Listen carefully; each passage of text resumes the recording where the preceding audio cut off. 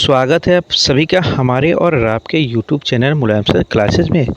दोस्तों, जैसे कि हमने पिछले 4 क्लास ले रखा है और आपको पहले ही बता चुका हूं हम कि भारतीय संविधान जो है, राज्य व्यवस्था जो खान सर द्वारा लिखी गई है, बिहार एसएससी और मतलब बिहार में जितने भी एग्ज़ाम हुए हैं उन सब को हम क्लियर कराने वाले हैं। और आज हमारा डे 5 है और 5th क्लास में हम आज पहला क्वेश्चन देखना शुरू कर रहे हैं। ठीक है दोस्तों, तब तक के लिए आप हमारे चैनल को सब्सक्राइब कर लीजिए, बेल आइकन दबा दीजिए और अपने दोस्तों को शेयर कर दीजिए, थोड़ा सपोर्ट कर दीजिए। ठीक है दोस्तों, चलिए आज का हमारा पहला क्वेश्चन है 37 नंबर कि निम्नलिखित में कौन राजनीतिक अधिकार नहीं है। ठीक है, कौन सा राजनीतिक अधिकार नहीं है?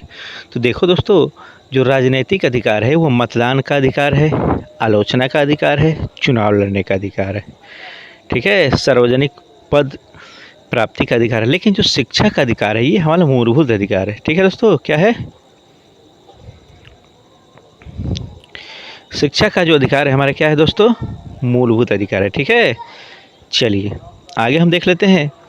38 नंबर क्वेश्चन क्या कहता है कि निम्नलिखित में कौन सा कथन सही नहीं है? तो अधिकार जन्म के साथ ही प्राप्त होते हैं, ये चीज़ क्या है? सही नहीं है। ठीक है दोस्तों, अधिकार हमारे क्या होते हैं? जन्म के साथ प्राप्त होते हैं, ये सही नहीं है, क्योंकि अधिकारों का अस्तित्व समाज में ही संभव है, क्योंकि ये सामाजिक मान्यता और स्वीकृति पर आधारित होते हैं। ठीक है, इसलिए अधिकारों के साथ कर्तव्य भी जुड़े होते हैं, क्योंकि अधिकारों का उपयोग दूसरे के अधिकारों का सम्मान करते हुए करना होता है। इसलिए जो हमारा अधिकार जन्म के साथ ही प्राप्त होते हैं ये सही नहीं है। ठीक है दोस्तों, चलिए आगे हम 39 नंबर क्वेश्चन देख लेते हैं कि द्वितीय पिछड़ा वर्ग आयोग का नेतृत्व किसके द्वारा किया गया? तो द्वितीय पिछड़ा वर्ग जो था उसका नेतृत्व बीपी मंडल द्वारा। ठीक है, और ये कब किया गया था इसका भी ध्यान रख लो दोस्तों, ये 1979 में किया गया था। ठीक है दोस्तों, कब किया गया था? 1979 में। ठीक है दोस्तों, चलिए आगे हम देख लेते हैं।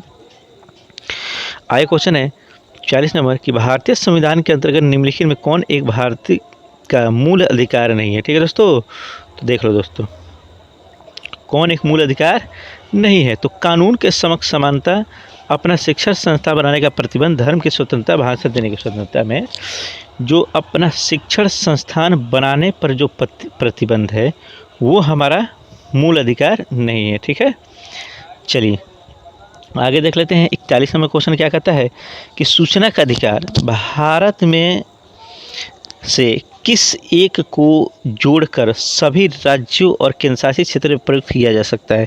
तो ये हमारा जम्मू कश्मीर। ठीक है दोस्तों, चलिए आगे देख लेते हैं कि सूचना का अधिकार भारत में है कानूनी अधिकार। ठीक है, जो सूचना का अधिकार है आरटीआई, ये हमारा क्या है? कानूनी अधिकार है, और ये 2 अक्टूबर 2005 को, ठीक है, इस चीज़ को भी याद रखने की 2005 को आरटीआई कब आया था? 2005 में। ठीक है दोस्तों, चलिए 43 नंबर क्वेश्चन देख लेते हैं कि निम्नलिखित में कौन सा कथन भारत में समानता के अधिकार के बारे में सही है? तो कथन डी, ठीक है, कि यह अधिकार अवैधता को शाश्वत करने के लिए प्रयुक्त नहीं किया जा सकता, और यह अधिकार नकारात्मक समानता की परिकल्पना नहीं करता है कि समान को समान माना जाना चाहिए। ठीक है, तो ऑप्शन डी हो जाएगा क्या? उपयुक्त में से एक से अधिक। ठीक है दोस्तों, चलिए आगे हम देख लेते हैं।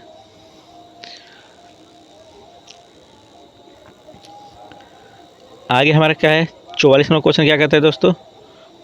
चलिए कि निम्नलिखित में कौन सा मौलिक अधिकार अब नहीं है? ठीक है, तो संगठन का जो हमारा संपत्ति का जो अधिकार था वो हमारा अब मौलिक अधिकार नहीं है। ठीक है, ये हमारा क्या हो गया है? अब कानूनी अधिकार। क्या हो गया दोस्तों?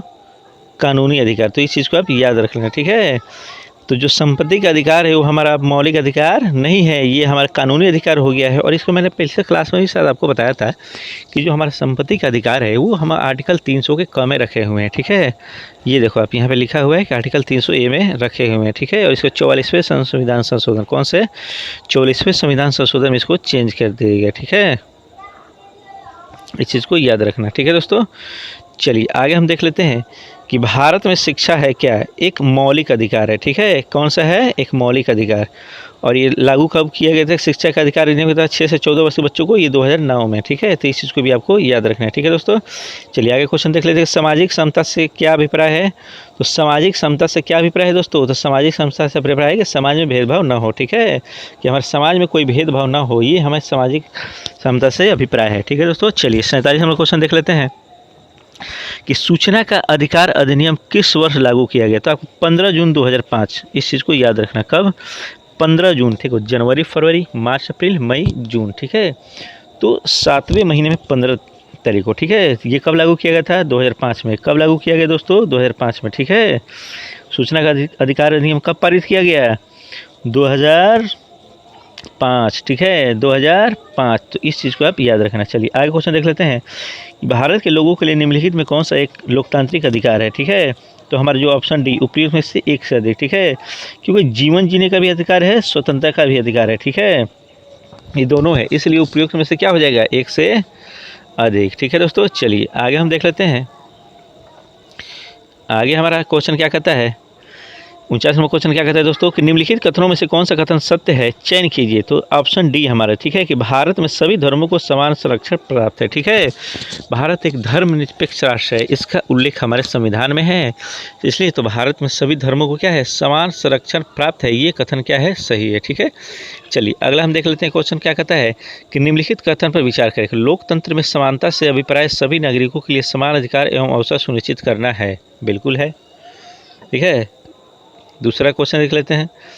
दूसरा लाइन क्या है कि समानता समाज में विभाजन और भेदभाव को कम करती है और सभी व्यक्तियों को एक समान मानवीय दृष्टिकोण से देखती है। ये भी सही है, ठीक है। तो ऑप्शन ए और बी दोनों, ठीक है, मतलब एक और दो दोनों सही है। तो ऑप्शन नंबर सी, ठीक है दोस्तों। चलिए 51 नंबर क्वेश्चन देख लें। किसी संगठन के सदस्यों को किस आधार पर एकत्रित होने के अधिकार से वंचित किया जा सकता है? कि राष्ट्र की एकता और संप्रभुता के आधार पर हम क्या कर सकते हैं? वंचित कर सकते हैं, ठीक है। इस चीज़ को याद रखना। चलिए 52 नंबर क्वेश्चन देख लेते हैं कि किस अधिनियम के तहत नस्ल, धर्म तथा राष्ट्रीय मूल के आधार पर भेदभाव को निषेध कर दिया गया? ये नागरिक अधिनियम, ठीक है। किस अधिनियम से द्वारा? नागरिक अधिनियम, जो 1964 में आया था, ठीक है। इसमें इस चीज़ को क्या कर दिया गया? प्रतिबंधित कर दिया गया, ठीक है दोस्तों। चलिए हम आगे देख लेते हैं। 53 नंबर क्वेश्चन क्या कहता है कि मानव अधिकार दिवस प्रतिवर्ष कब मनाया जाता है? तो 10 दिसंबर को। इस चीज़ को याद रखना, ठीक है। और राष्ट्रीय मानव अधिकार दिवस कब मनाया जाता है? 12 अक्टूबर को, ठीक है। इस चीज़ को भी आपको याद रखना है, ठीक है। चलिए आगे हम देख लेते हैं कि 54 नंबर क्वेश्चन के निम्नलिखित में से किस भारतीय संविधान का आत्मा कहा जाता है? तो जो हमारे संवैधानिक उपचारों का जो अधिकार है उससे हम क्या कहते हैं? भारतीय संविधान का आत्मा, ठीक है। और ये आर्टिकल 32, ठीक है, जो सर्वोच्च न्यायालय में जाती है सीधे। चलिए आगे हम देख लेते हैं 55 नंबर क्वेश्चन कि संवैधानिक उपचारों के अधिकार को किसने हमारे संविधान का हृदय और आत्मा कहा? तो ये हमारे डॉक्टर भीमराव अम्बेडकर ने कहा था। किसने कहा था दोस्तों? डॉक्टर भीमराव अंबेडकर ने, ठीक है। और ये हमारे किससे है? आर्टिकल 32 से, क्योंकि आर्टिकल 32 के तहत आप अपने मूल अधिकारों को सीधे सुप्रीम कोर्ट के तहत पास जा सकते हैं, ठीक है। चलिए आगे हम देख लेते हैं। आगे क्वेश्चन क्या है? चलिए आगे क्वेश्चन देख लेते हैं कि निम्नलिखित में कि किसे भारतीय संविधान की आत्मा कहा जाता है? तो मैंने पहले बता दिया, संविधान उपचारों का 4, ठीक है, ऑप्शन डी, ठीक है। चलिए आगे देख लेते क्वेश्चन कि मौलिक रूप से भारतीय संविधान द्वारा कितने मौलिक अधिकारों को मान्यता दी गई है? तो 7, ठीक है। कितने मौलिक अधिकार हैं? 7, ठीक है। इस चीज़ को याद रखना, ठीक है। कितने हैं दोस्तों? 6 हैं, ठीक है। अब कौन कौन से हैं? तो समानता का अधिकार, स्वतंत्रता का अधिकार, शोषण के विरुद्ध अधिकार, धर्म की स्वतंत्रता का अधिकार, ठीक है। चलिए अच्छा, ये मैंने किस लिए बोला? क्योंकि देखो पहले जो था अधिकार हमारा मौलिक अधिकारों की जो सूची थी, ठीक है, तो आप याद रख लेना कि कितने मान्यता दी गई। तो इस चीज़ को याद रखना, 7 है, ठीक है। क्योंकि जो संपत्ति का अधिकार है वो हमारा मौलिक अधिकार था, लेकिन हम उसको हटा दिए और उसको कानूनी अधिकार बना दिए, इसलिए कितनी को मान्यता दी गई थी? 7। और कितनी संख्या है अभी? 6। तो इस चीज़ को याद रखना है, ठीक है दोस्तों। चलिए 57 नंबर क्वेश्चन देख लेते हैं कि संविधान के अंतर्गत भारतीय नागरिकों को निम्नलिखित में से कौन सी स्वतंत्रता प्राप्त नहीं है? ठीक है, तो देश के किसी भाग में निवास करने की स्वतंत्रता प्राप्त है, भाषण और अभिव्यक्ति की स्वतंत्रता प्राप्त है, संघ एवं समुदाय बनाने की स्वतंत्रता, तीनों प्राप्त ही है। तो ऑप्शन डी मतलब उपयुक्त में से कोई नहीं, और ये सब आर्टिकल 19 से आता है, ठीक है। चलिए 58 नंबर क्वेश्चन देख लेते हैं कि निम्नलिखित में से मौलिक अधिकार का हनन क्या है? ठीक है, तो मौलिक जो अधिकार का हनन है वो पुस्तक छापने पर प्रतिबंध। अगर हम पुस्तक छापने पर प्रतिबंध लगाते हैं तो ये हमारे क्या हो जाएगा? मौलिक अधिकार का हनन, ठीक है। चलिए आगे हम देख लेते हैं कि निम्नलिखित में से किसका संबंध परामदेश से है? ठीक है, तो ये हमारा न्यायालय यह देखता है कि कोई पदाधिकारी अपना विधिक कर्तव्य पूरा कर रहा है या नहीं कर रहा है, ठीक है, और किसी व्यक्ति के अधिकार का अतिक्रमण तो नहीं कर रहा है, तो ये परमादेश से है, ठीक है दोस्तों। और ये 32 द्वारा आर्टिकल 32 द्वारा रीटें जारी करती है, 5 रीटें, ठीक है। सर्वोच्च न्यायालय द्वारा कितनी रीटें जारी करती है? 5। चलिए आगे हम देख लेते हैं। अनुच्छेद 21 किससे संबंधित है? तो प्राण एवं दैहिक स्वतंत्रता से, ठीक है। प्राण जीवन का अधिकार भी क्या है? यही है, ठीक है। इसे हम क्या कहते हैं? जीवन का अधिकार। तो अनुच्छेद 21 में क्या है? जीवन का अधिकार है, ठीक है। किसका अधिकार है? जीवन। चलिए आगे हम देख लेते हैं। आगे क्वेश्चन क्या कहता है कि वे कौन से मौलिक अधिकार है जो गैर नागरिकों को भी प्राप्त है, ठीक है। तो ये हमारा क्या है? देश के किसी भी भाग में आने जाने का, निवास की स्वतंत्रता गैर नागरिकों भी क्या है? प्राप्त है, ठीक है दोस्तों। चलिए दोस्तों आगे हम क्वेश्चन देख लेते हैं कि मैग्ना कार्टा पर कब साइन किया गया। तो ये हमारे 1215 ईस्वी में, ठीक है। मैग्ना कार्टा पर कब साइन किया गया? 15 जून 1215 ईस्वी में इंग्लैंड के राजा जॉन द्वारा, ठीक है। चलिए आगे हम क्वेश्चन देख लेते हैं कि संविधान अपने नागरिकों को कौन से अधिकार की गारंटी देती है। तो ये हमारे अधिकारों को, नागरिकों को क्या गारंटी देती है? तो समानता का अधिकार, ठीक है, और अभिव्यक्ति की भी स्वतंत्रता। तो ये दोनों क्या देती है? हमारे अधिकार देती है, ठीक है दोस्तों। चलिए आगे हम क्वेश्चन देख लेते हैं कि अधिकारों की प्राप्ति हेतु किया गया संगठन क्या कहलाता है? तो संघ। क्या कहलाता है? संघ, ठीक है दोस्तों। चलिए आगे क्वेश्चन देख लेते हैं कि संविधान के अनुच्छेद 352 के अंतर्गत आपातकाल से भी कौन सा मौलिक अधिकार निलंबित नहीं किया जा सकता? तो कौन सा मौलिक अधिकार निलंबित नहीं किया जा सकता? तो जीवन का जो अधिकार है, वह मौलिक, जो आपका जीने का जो अधिकार है, प्राण एवं दैहिक स्वतंत्रता, जो आर्टिकल 21 में उल्लेख है, उसको हम निलंबित नहीं कर सकते हैं। तो इस चीज़ को याद रखना, ठीक है दोस्तों। चलिए 66 नंबर क्वेश्चन देख लेते हैं कि मौलिक अधिकार किस प्रकार निलंबित किए जा सकते हैं। तो मौलिक जो अधिकार है वो यदि राष्ट्रीय आपातकाल के समय राष्ट्रपति इस हेतु आदेश जारी करे तो ये निलंबित किए जा सकते हैं, ठीक है। और ये पावर किसके पास है? राष्ट्रपति के पास। तो इस चीज़ को भी याद रखना दोस्तों, ठीक है। तो हम 3 देख लेते हैं आपातकाल के बारे में। तो 352 में क्या गया है कि राष्ट्रीय आपातकाल, ठीक है दोस्तों। क्या कहा गया है? राष्ट्रीय, ठीक है। 356 में राष्ट्रपति शासन और 360 में क्या कहा गया है? वित्तीय आपातकाल। तो वित्तीय आपातकाल कभी भी नहीं लगा है, तो इस चीज़ को भी आपको याद रखना है, ठीक है दोस्तों। चलिए 67 नंबर क्वेश्चन देख लेते हैं कि संस्थाएं और संघ बनाने का अधिकार किस प्रकार का अधिकार है। तो ये हमारे केवल नागरिकों के लिए सुनिश्चित स्वतंत्रता का अधिकार है। क्या चीज़ क्या है? केवल नागरिकों के लिए सुनिश्चित स्वतंत्रता का अधिकार है, ठीक है दोस्तों। चलिए 68 नंबर क्वेश्चन देख लेते हैं कि कौन से मूल अधिकार केवल भारतीय नागरिकों को उपलब्ध है। तो 15, 16, 19, 29, ठीक है। 15, 16, 19, 29 इसको याद रखना, ठीक है दोस्तों। चलिए आगे हम क्वेश्चन देख लेते हैं। आगे क्वेश्चन क्या कहता है?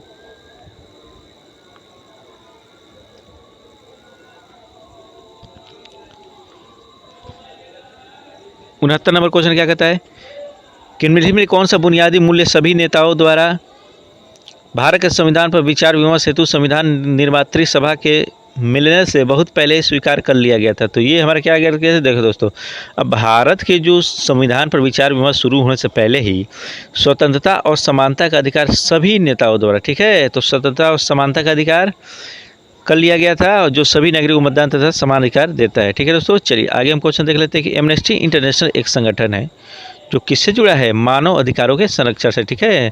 तो एमनेस्टी इंटरनेशनल क्या है? एक संगठन है जो मानव अधिकारों के संरक्षण से क्या है? जुड़ा हुआ है। चलिए आगे हम देख लेते हैं भारत में निम्नलिखित में कौन सा कथन प्राण एवं दैहिक स्वतंत्रता के संरक्षण के बारे में सही है, ठीक है दोस्तों। तो ये कौन सा सही है? उपयुक्त में से एक से अधिक, ठीक है। अब चलो देख लेते हैं इसके डिस्कशन को कि भारत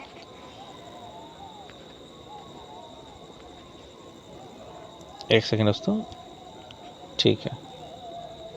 तो भारत में प्राण एवं दैहिक स्वतंत्रता का अधिकार राज्य के साथ साथ निजी व्यक्ति द्वारा उल्लंघन के विरुद्ध भी सुरक्षा प्रदान करता है, ठीक है। और यह अधिकार जीवन की गरिमा का भी वादा करता है। अतः अधिकार का संरक्षण नागरिकों को व्यापक सुरक्षा प्रदान करता है, इसलिए इस उपयुक्त से एक से अधिक क्या होगा? सही होगा, ठीक है दोस्तों।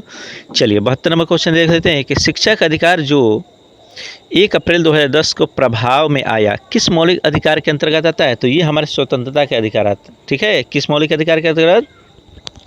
आर्टिकल 21 जो है उसमें क्या कहा गया है कि 6 से 21 के में कि 6 से 14 वर्ष की आयु के सभी बच्चों को मुफ्त एवं अनिवार्य शिक्षा प्रदान की जाएगी, ठीक है। चलिए आगे हम देख लेते हैं 73 नंबर क्वेश्चन क्या कहते हैं कि कौन सा अधिकार अल्पसंख्यकों के प्रति विशेष है। तो ये हमारे संस्कृति एवं शैक्षिक अधिकार, ठीक है, ये अल्पसंख्यकों के प्रति क्या है, विशेष है। चलिए 14 नंबर क्वेश्चन देख लेते हैं कि निम्नलिखित में कौन सा मौलिक अधिकार नहीं है। तो मौलिक अधिकार जो है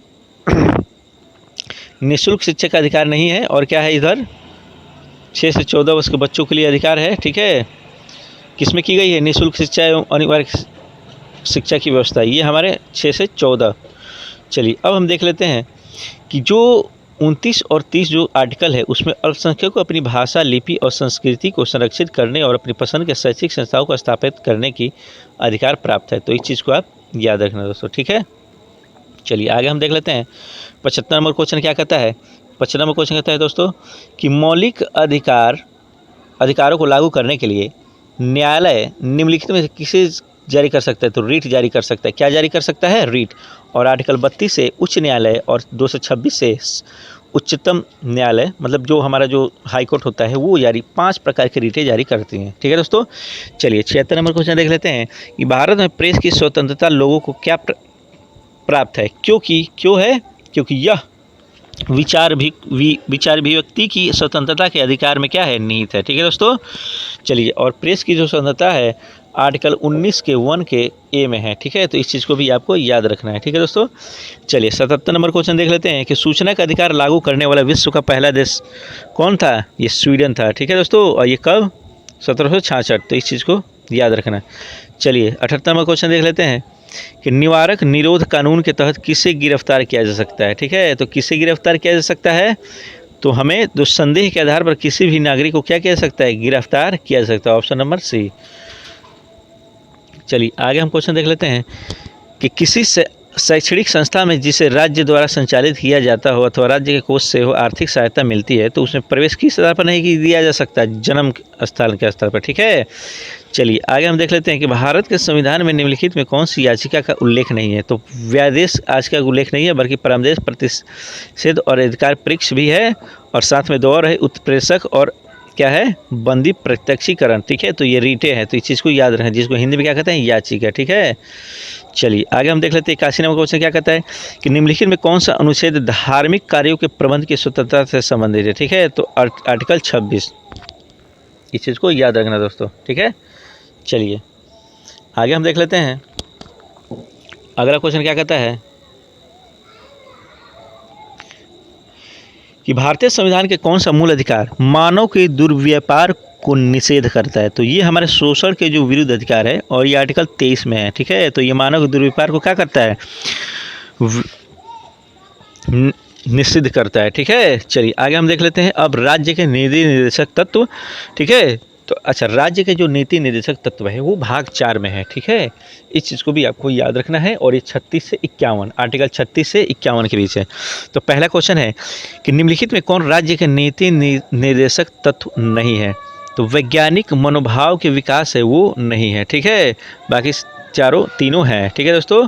चलिए आगे हम क्वेश्चन देख लेते हैं कि राज्य के नीति निर्देशक सिद्धांतों को किसने भारत में सामाजिक एवं आर्थिक लोकतंत्र की घोषणा प्राप्त की। तो ये डॉक्टर भीमराव अंबेडकर ने, ठीक है, किसने प्राप्त की, डॉक्टर भीमराव अंबेडकर ने, ठीक है दोस्तों। चलिए आगे हम पढ़ लेते हैं अनुच्छेद 51 का संबंध किससे है। तो राज्य के नीति निर्देशक सिद्धांत है, ठीक है। चलिए आगे हम देख लेते हैं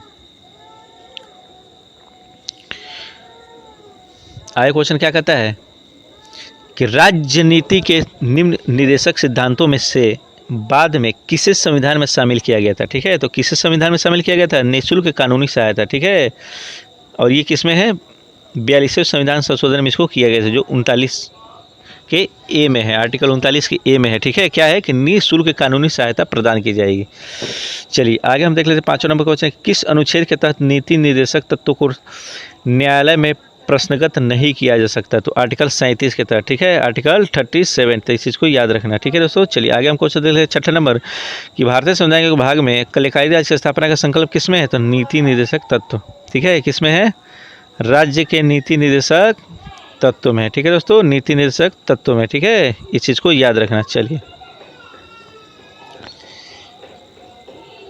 आगे हम क्वेश्चन देख लेते हैं अगला क्वेश्चन क्या कहता है, 7वां नंबर क्वेश्चन क्या कहता है दोस्तों कि सूची 1 सूची 2 को मिलाइए। ठीक है, तो ये हमारा ऑप्शन क्या हो जाएगा, ऑप्शन है देखो कि जो आर्टिकल जो ग्राम पंचायत के गठन है ये किस में है, अनुच्छेद 40 में। एक समान नागरिक संहिता ये किस में है, अनुच्छेद 44 में। कृषि और पशुपालन किस में है, अनुच्छेद 50 में। और कार्यपालिका का प्रतिकरण ये किस में है दोस्तों, हाँ कार्यपालिका पृथक्करण है अनुच्छेद 50 में, और कृषि और पशुपालन है अनुच्छेद 48 में। ठीक है, चलिए आगे हम देख लेते हैं। 8वां नंबर क्वेश्चन क्या कहता है कि भारत का एकमात्र राज्य कौन सा है जहां समान आचार संहिता है, तो ये है सिर्फ गोवा। कहाँ है दोस्तों, गोवा है, तो इस चीज़ को आपको याद रखना है। चलिए आगे हम देख लेते हैं क्वेश्चन क्या कहता है कि समान काम के लिए समान वेतन। ठीक है, ये राज्य के नीति निर्देशक सिद्धांत का ही अंग है, तो इस चीज़ को याद रखना। ठीक है, चलिए आगे हम देख लेते हैं। सूची 1 को क्या कर 2 को मिलाना है, तो इसका ऑप्शन हमारा क्या हो जाएगा, देखो जो कार्य की न्याय संगत एवं मनोवोचिक दशाएं हैं। ठीक है, तो ये 42 में है। किस में है दोस्तों, 42 में। और कर्मचारियों को निर्वाह मजदूरी 43 में है। समान सिविल संहिता 44 में है। और राष्ट्रीय महत्व के स्थान पर वस्तुओं का संरक्षण अनुच्छेद 49 में है, तो इस चीज़ को याद रखना। चलिए 11वां नंबर क्वेश्चन देख लेते हैं कि भारतीय संविधान के किस अनुच्छेद द्वारा निम्न दुर्बल वर्गों को शिक्षा संबंधी सुरक्षा प्रदान की गई है। ठीक है, तो ये आर्टिकल 46 से। ठीक है दोस्तों, चलिए आगे हम देख लेते हैं। 12 नंबर क्वेश्चन क्या कहता है कि काम करने के अधिकार को राज्य के नीति निर्देशक तत्वों में निम्नलिखित में किसके अंतर्गत रखा गया है, तो 41 में। ठीक है, तो काम करने का जो अधिकार है वो राज्य के नीति निर्देशक तत्वों के किस आर्टिकल में रखा गया है, 41 में। ठीक है दोस्तों, चलिए आगे हम देख लेते हैं कि राज्य के नीति निर्देशक सिद्धांतों के निम्नलिखित अनुच्छेदों से कौन सा अंतर्राष्ट्रीय शांति एवं सुरक्षा से संबंधित है, तो ये हमारा ए नंबर। ठीक है, अनुच्छेद जो 51 है वो राज्य के अंतर्राज्यीय शांति और सुरक्षा से संबंधित है। ठीक है, चलो आगे हम क्वेश्चन देख लेते हैं कि कल्याणकारी राज्य को किस दूसरे नाम से भी जाना जाता है, तो ये उदारवादी राज्य के नाम से। ठीक है, चलिए आगे हम देख लेते हैं क्वेश्चन कि कौन सा कानून कार्यक्षेत्र में महिलाओं के आर्थिक हितों की रक्षा करता है, तो ये समान परिश्रमी अधिनियम जो 1976 है ये क्या करता है, रक्षा करता है। चलिए आगे हम देख लेते हैं 16 नंबर क्वेश्चन कि नीति निर्देशक तत्व सरकार के मार्गदर्शन हेतु किसके द्वारा दिए गए हैं, तो ये संविधान द्वारा ही दिए गए हैं, किसी और के द्वारा नहीं दिए गए हैं। ये किसके द्वारा दिए गए हैं, संविधान के द्वारा, और ये भाग 4 में है, तो इस चीज़ को भी आपको याद रखना है। ठीक है दोस्तों, चलिए आगे हम देख लेते हैं कि भारतीय संविधान में राज्य के नीति निर्देशक सिद्धांतों की अवधारणा किस देश से ली गई है, तो ये आयरलैंड से ली गई है। कहाँ से ली गई है दोस्तों, आयरलैंड से। चलिए आगे हम देख लेते हैं कौन सा नीति निर्देशक तत्व को उल्लेख करता है, कौन सा भाग, तो भाग 4। मैंने पहले ही क्वेश्चन में बता दिया था कि भाग 4 में है, 36 से 51 के बीच है नीति निर्देशक तत्व। चलिए 19 नंबर क्वेश्चन देख लें कि भारत में निम्नलिखित में से किसके अंतर्गत पंचायती राज प्रणाली की व्याख्या की गई है, तो ये राज्य के नीति निर्देशक तत्व। पंचायत का गठन किस में है, अनुच्छेद 40 में, तो इस चीज़ को भी आपको याद रखना है। ठीक है दोस्तों, चलिए आज का लास्ट क्वेश्चन देखते हैं कि भारतीय संविधान के भाग 4 में दिए गए नीति निर्देशक तत्वों में कौन से सूचीबद्ध हैं। ठीक है, तो ये हमारा 1 और 2 जो समान कार्य के लिए समान वेतन और समान नागरिक संहिता ये है, दोनों है। ठीक है दोस्तों, तो आज की क्लास यहीं पे हम समाप्त करते हैं। आशा करते हैं आपको समझ में आया होगा, और जो हमारे वीडियो नहीं देखे हैं वो प्लेलिस्ट में जाके आप वीडियो देख लो, शुरू से हमने डाल रखा है। और आज हमारा डे 5 था, तो यहीं पे हम समाप्त करते हैं। Thank you.